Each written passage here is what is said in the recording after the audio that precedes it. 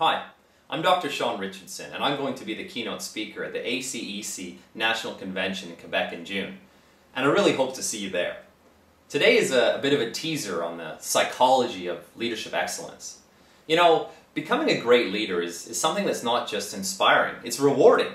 But there are going to be times in your growth and in the growth of your business where that challenge can seem daunting, perhaps even insurmountable. It might be that you've had a conflict with an internal or external stakeholder, or you've faced a setback in trying to meet a key deadline, or you've experienced some very public criticism.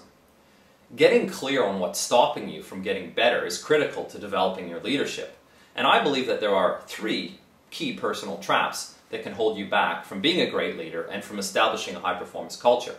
And the first one is devaluing yourself. The second one is comparison to others.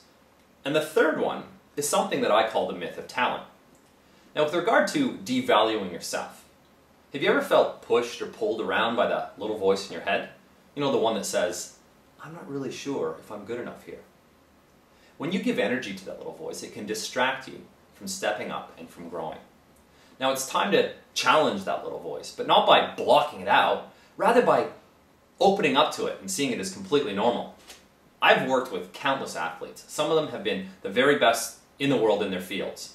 And I've yet to meet one who didn't have some sorts of doubts and fears and concerns going through their head at any given time of the day, often right before winning that gold medal. Feeling fear, having doubt, is totally normal. It's what you do with those thoughts and feelings that really makes the difference. So becoming a world-class leader does not mean being free from fear and doubt. Rather, it's about constantly choosing to stay in action in the face of fear and doubt. That leads us to comparison to others. Getting caught in the trap of comparison can effectively derail most people's efforts to develop their leadership to the next level. The problem is that people unfairly compare themselves to others who have completely different histories, different experiences, and perhaps even an existing different skill set. It's like a novice pianist trying to compare herself to Mozart at the peak of her career.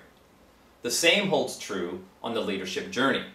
You can always find someone who looks like they connect better with their staff, who has more eloquent or impactful communication, or appears to have better skills or more refined thinking. But you have to consider all the factors in their life, their history, their skill set, before you even start to make a comparison. So my advice, be inspired by others, not discouraged. Get some mentoring and learn from them, rather than being destroyed by the comparison to them. And this comparison idea brings us to our third point. You will get stopped in being successful in your leadership if you get caught in what I call the myth of talent. You get stuck in the trap of believing that somehow those who are successful have something that you don't.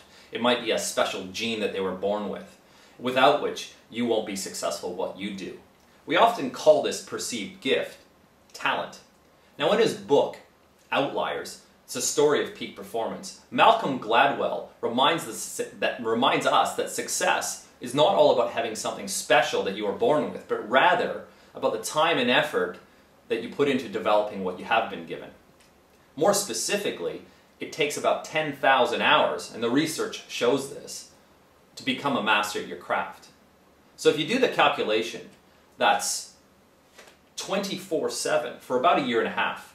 It's 6 hours a day, 6 days a week for 4 years.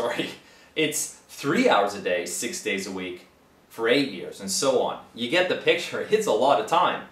So if you're only at 100 hours, or maybe even several thousand hours into developing your high-performance leadership, don't get discouraged, get busy. So putting all of this together, to step into leadership excellence, you got to face your fears and doubts and see them as completely normal and value yourself. Measure yourself by your own progress rather than comparison to others' outcomes. And be inspired and learn from the greats. And finally get into action for another 3 or 4 or even 5,000 hours. I hope this has been a bit of fun and a bit of information. And I hope to see you in June for more on the psychology of leadership excellence. I'm Dr. Sean Richardson. I'll see you soon.